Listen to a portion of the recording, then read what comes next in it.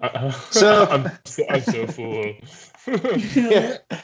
So bloated. Man, that's one of those, like, if you had to describe something to a space alien, which apparently I've been having a lot of those conversations with Sarah lately.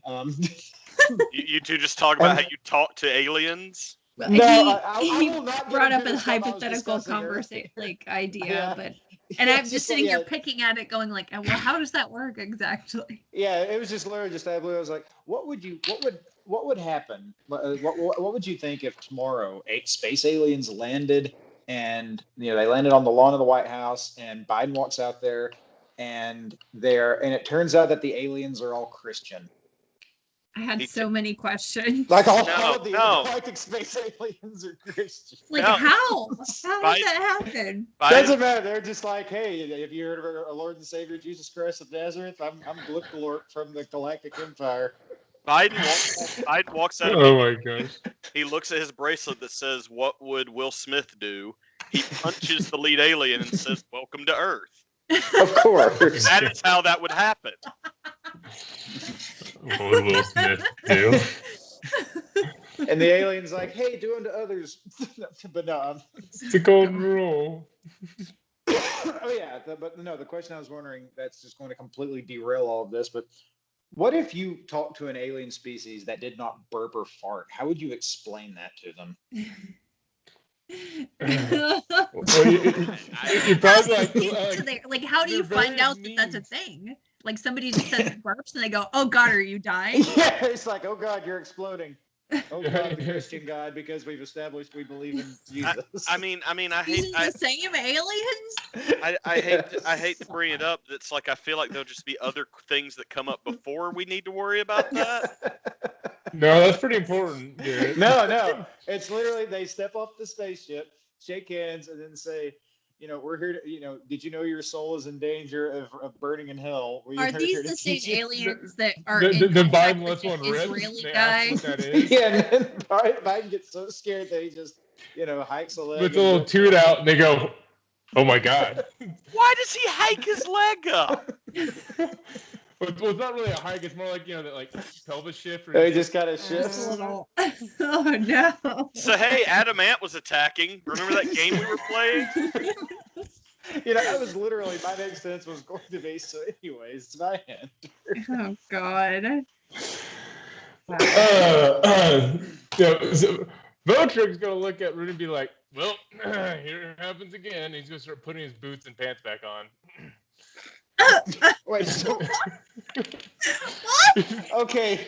Somehow I threw that weirdness at you guys, and I have a question or two. he travels without his shoes on and not with his overpants. He's got his underpants on.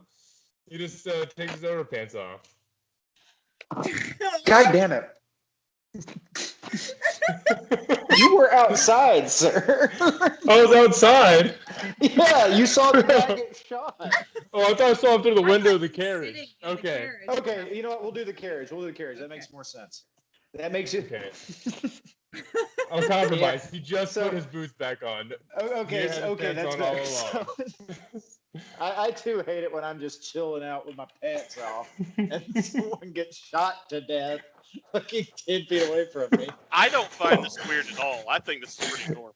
I thought Gary could definitely relate. Yeah, I'm down with this. Like wearing like sweatpants on a plane or whatever. People act like it's trashy, but you know what? If you're gonna travel, Votrik's chilling. He's in his carriage. He doesn't have to look good until he gets out of the carriage. Hence him putting boots and pants back on.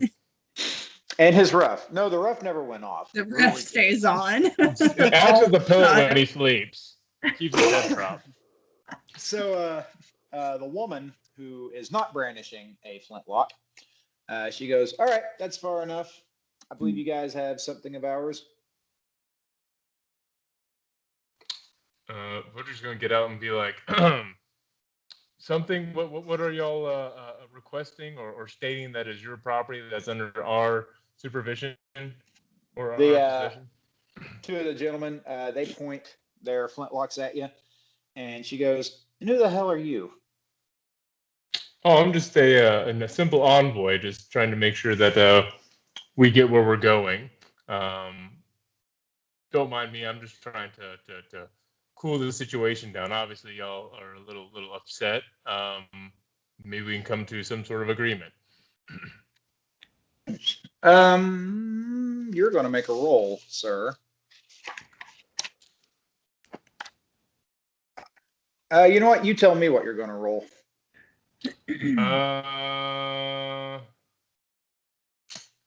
I would do probably maybe. I'm not sure what attribute. Maybe fellowship. Fellowship would be. Fellowship would be good for this. Right. Basically, fellowship is like your social skills, kind of like. I don't necessarily want to say it's charisma because honestly, I don't think charisma is even on this, but it's that kind of stuff. Like this is you wheeling and dealing. Right, and I have bargain, but I don't think we're at that point yet. So I'll just roll straight fellowship. And that's 30. You could use charm. Charm is not necessarily like you're trying to sex her up or anything. No, I don't have any. Well, you could also try to sex her up. You could always try to sex her up. I've got a fluffy cabin in here. Come on. No, I don't have have you seen this rough? Would you like to see my lower rough? You will do that at a. I'm still getting the use of all this on. Hey, me too.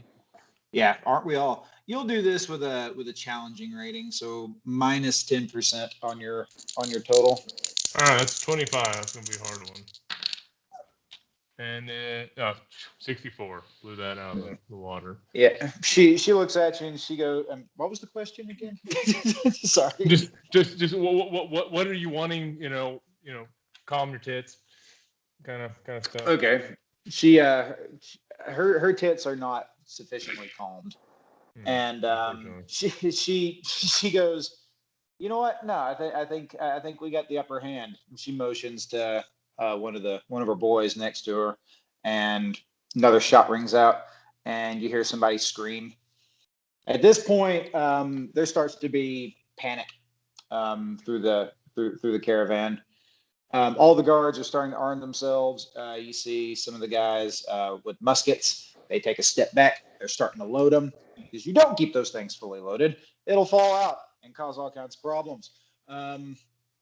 But that being said, you start to see, all three of you, honestly, you start to see the woods come alive. Not with like hundreds of people, but there are sufficient numbers. Like there's easily maybe people. Honestly, about 20 total. But here's the thing: they all have high ground, and pretty much all of them have flintlocks. Which, in this day and age, that's an expenditure. So whatever they are, they're well financed, and also, they got the more lethal weapon at a higher range. Votrik's just gonna put his hands up. He's not here to fight. He's just trying to get to the capital. He's not trying to protect anything. He gave it a shot, didn't work out. So Votrik's just gonna put his hands up.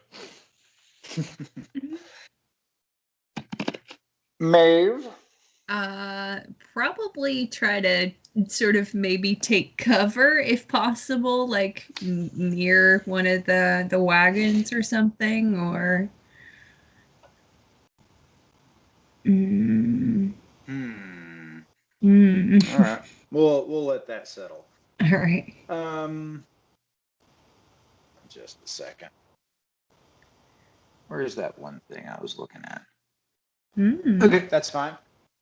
All right, so the lady, she steps towards the caravan, starts walking along, kind of looking, not more with like mild curiosity than anything else, until finally she gets to the one containing all of the prisoners. And hold on just a sec. There we go. She looks in. Looks over at looks at Tolbo, pretty much like she recognizes you the moment she sees you. You recognize her, scar and everything. And she goes, "It's been a few years. How have you been?" You must really be needing something badly to come dig me up. She goes, well, best as I can see, you can come with us or you can die. No, not sad. You. Just like I said, I kind of expected this about 10 years ago. She's like, things come up. And she goes, and she goes, all right, boys, free them. And yeah, you're pretty much cut loose. She throws a bag at you.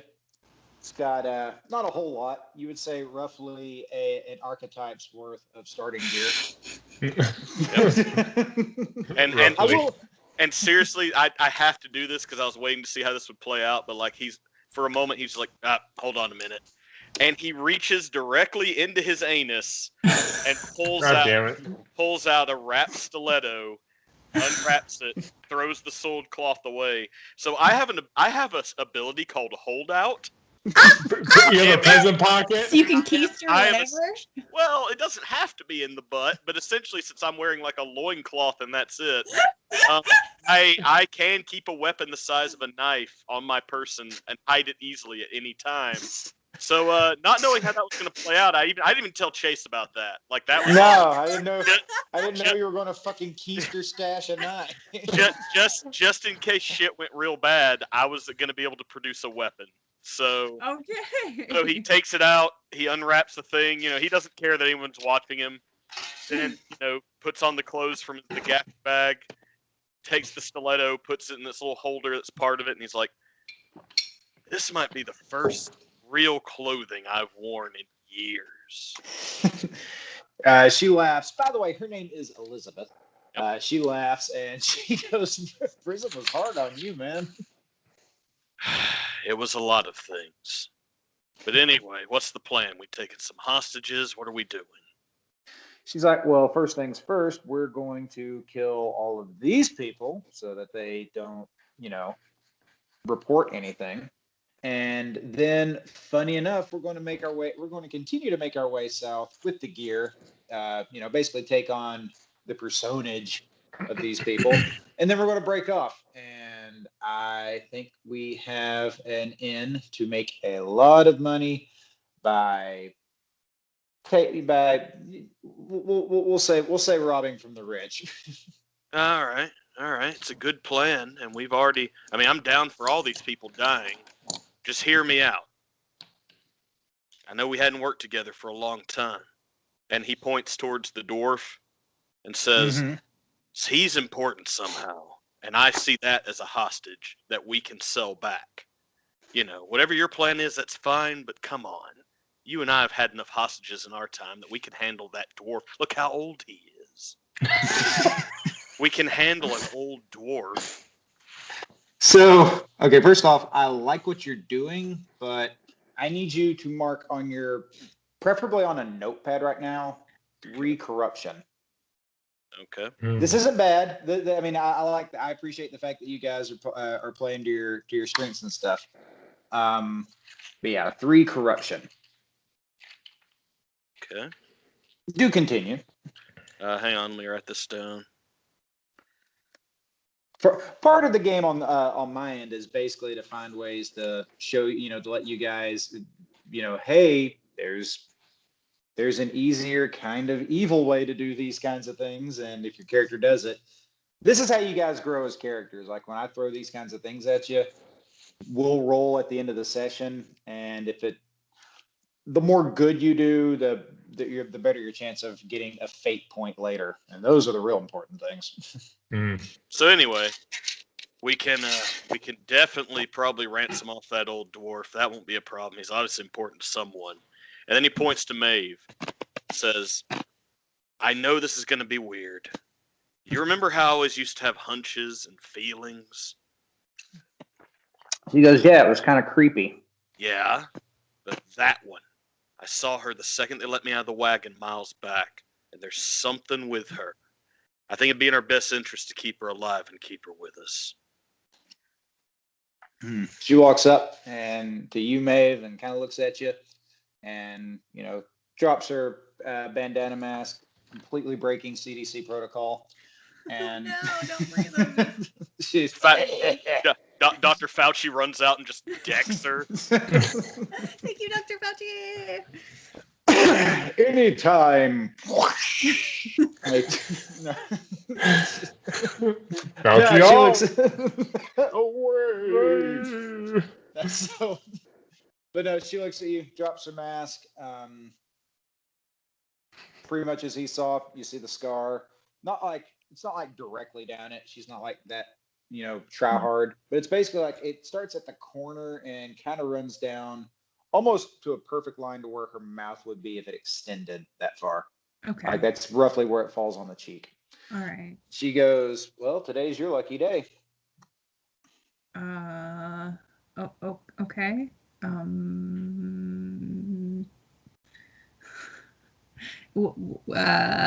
How so? This She's seems like a rough one. She goes, "Well, for one, you get to live. How good a shot are you?" I mean, I usually use a shepherd sling, but fair to middling, I guess. She says, would you be, say, trained in martial ranged? This is me kind of speaking. Here's the thing. You do not have to be honest to her. You don't have to be honest to me. I completely forgot if you are. And that works out for the best. So are you or aren't you? Yeah, I never told him about my butt This dagger. The sphincter stiletto. You see, me and your cat were working together on that reveal because that's why she showed her butthole last time. To be She like, was foreshadowing. She was foreshadowing. Yeah, everyone be checking Wow, buttholes. foreshadowing. Yeah. I'm trained in some kind of ranged.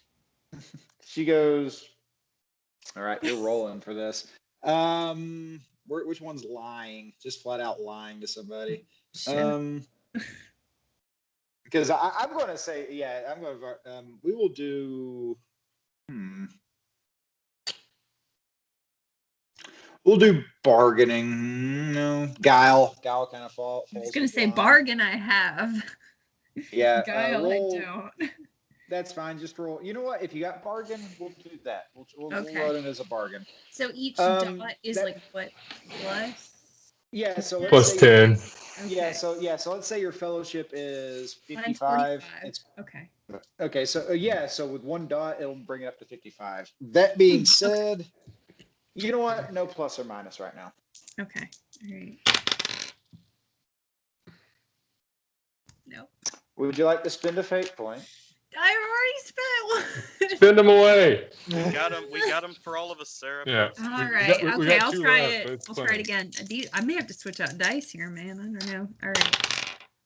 45. Okay, so that's under. So. Well, the good news is you did roll under. The bad news is I'm going to spend one of my misfortunes. I gotta have fun, dude. Of course, yeah.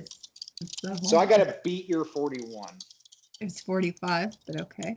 We'll say I gotta beat your 72.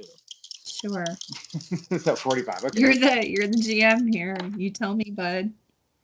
47. I did not beat it. Congrats. I was gonna believe you. No, I just okay. So she walks up and she goes, all right. I like your the cut of your jib, and she drops a flintlock in your hand and says, help us clean out. Oh fuck. Go. No.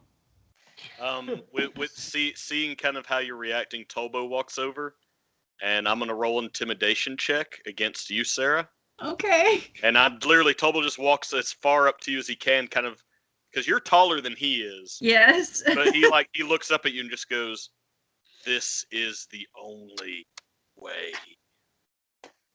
Okay, so what we're going to do, Sarah, what is your willpower? My willpower is 45. And do you have any resolve? Nope. All right, you got to beat a 45, Tolbo. All right. And since I'm using intimidate, I get a plus. Is it a plus 10 to that? Yes.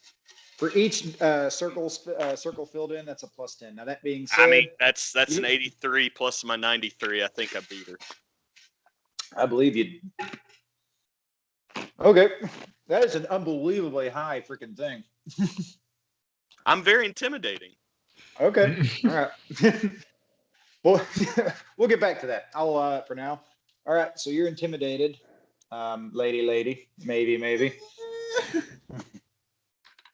Hey, how you gonna role play this? Oh God. Oh It's no. tough. Oh fuck. I mean, like, I've known Doris for what? Like, I mean, at least this, campaign or whatever, this with the worst troop here. You could make a plea for her life. You could cap her personally and say it's nothing personal. No. Blat.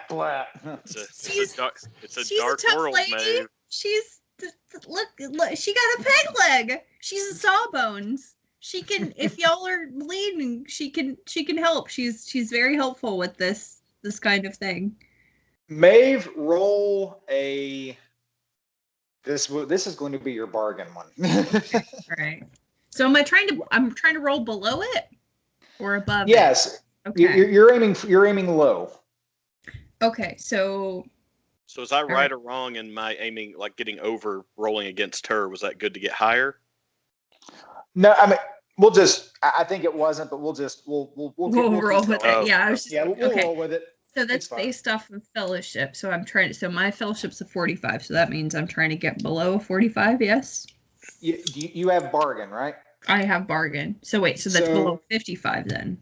Right. Mm-hmm. Okay. Unless I throw a modifier, but I'm like, you know what? We'll just leave it flat. So right now, flat I don't 55. what you need, honey. 41. That is a success. I did it. So maybe. She's like, look at my butthole. Not right now. No, the joke's over, Kitty. We're fine. You revealed it to us the plan, okay?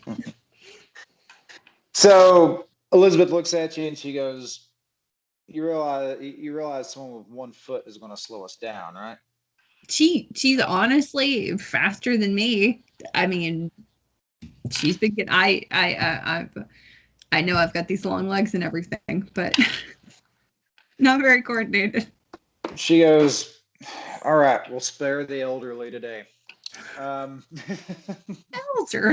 So seeing Doris Battle. is an older lady. Doris is an older Battle. lady. So seeing that resolves, Tolbo then points he draws his stiletto, points it towards the dwarf, and just says, "Someone secure the old man, or someone secure the old dwarf, if you'll excuse me." And he looks over towards, was it Elizabeth? Yes. I wrote, yeah, okay. He looks over towards Elizabeth, says, "I'll take care of the guys in the prison wagon," and then walks towards that. Votrik, seeing now that they're becoming hostile, he's got a part of his kit, trappings for Envoy is knuckledusters. So he just kind of reaches his pocket in there and puts his knuckledusters on, while putting his hand on his rapier just to see what's happening, getting ready if they start coming at him or what. So Votrik's kind of a scrappy fighter. He's not a big, strong, burly dwarf, so he's a scrappy fighter. Okay, so hold on a second. Things are getting interesting now. Now, y'all didn't expect me to take command. All right. Where I definitely did not. I was very curious as to how this was going to go. Hold on a second. I gotta look up the stat block for all these guys who are level 47 liches. But while you're doing that, I'm gonna try to pull up the. In retrospect, I might have made them a little too powerful. That's not even in this game. Yeah. I'm gonna definitely edit this a little bit out, but that's fine. What the fruit? I thought I had it marked.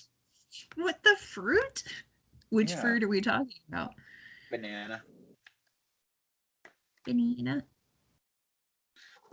All right, hold on. Dag-nabbit, dadgummit, son So- of a gun. So while you look that up, if you Ooh, want, a flintlock costs 20 GP or GC rather. What's that? Flintlock costs 20 gold. Yeah, they got they got some money. What were you saying, Garrett? While you look that up, if you want me to role play how I wanted to kind of take care of the guys in that prison card, I could. Okay, yeah, absolutely. It's Uh, good radio. Can he murder them? Tolbo, as I say, he drew a stiletto. He walks to kind of the open door of the cart. You said there were 4 guys, not counting me? Yes. All right. So then they're all still shackled, still there?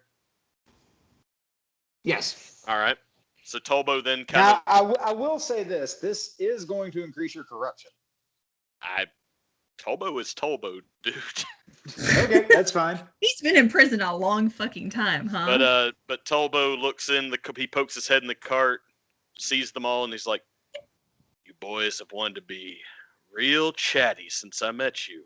Holds the stiletto out in front of him, is like, "Let's have a chat," and then goes in. All kinds of kisses, I assume. And they all start making out. Like it's just like they make the out. car starts rocking. Yeah. This cart's a rockin'. You see like a wing whip. You see like a pink mist appear and some hearts are over the card. It's great. Ooh. No, he murders all of them. No, the while pink they're mist chatting. is There's a good. pink mist. Yeah, there's a pink mist. That's just the blood spray with the sun. Yeah. Okay, so I will say this. Tack on 5 corruption to what you had. Now, here's the thing that you got to keep in mind. Once we're done at the end of this, everybody has to roll a D10, and they're aiming for whatever corruption they have or higher. So the more so the more corruption you have in a game, the easier it's going to be at the end of this to go corrupt. I'll send you guys a picture of all of the corruptive offenses and roughly how much they're going to be. Obviously, there's a lot of GM fee add on that. But I'll let you guys honestly let you guys kind of know, like, okay, so if I do this, it could bite me in the ass. This doesn't necessarily mean that you're going to go full evil by the end of this, but just something to keep in mind. Right, but I'm also a hardened criminal that does not care about those around me generally, and the plan was to kill pretty much all the survivors. So okay, cool. I'm basically following a plan. Okay, that's fine. So, meanwhile, Dirk Daring over here. So what's your plan here? You plan to throw the first blow? I'll put it this way. Even though these guys have been given orders to kill everybody except for you, they are willing to fight, but this is not the kind of game where everything is going to fight you to the death. Right. It's the kind of thing, like, you can beat somebody down enough to where they go uncle. Right. Well, he's going to see him come towards him and go, with his hand in his pocket and his hand on his rapier, go, "So what are you going to do with me? What's the plan?" He goes, "Look, old timer, I'm just doing orders. Okay, I'm just following orders. They're either going to kill you or they want to take you hostage. Personally, I'd go with the hostage option." Well, you better tell me real quick, because that's going to depend how this is playing out. Which one is it, Sonny?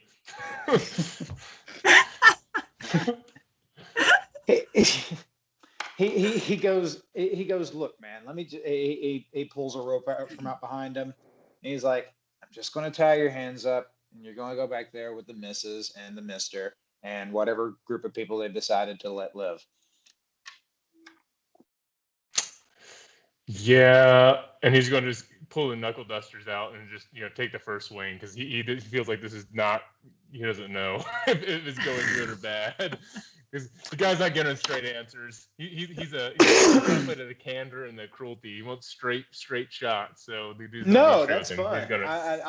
This isn't one of those. It's a bit of a weird way to be an envoy. You would think you'd be more comfortable with nebulous answers. It's like, when words fail, fisticuffs ring. Negotiate with my haymaker. You like my ham hocks? I'll feed them to you. I don't like that at all. I want to stop this chunk and we will move on to the next one.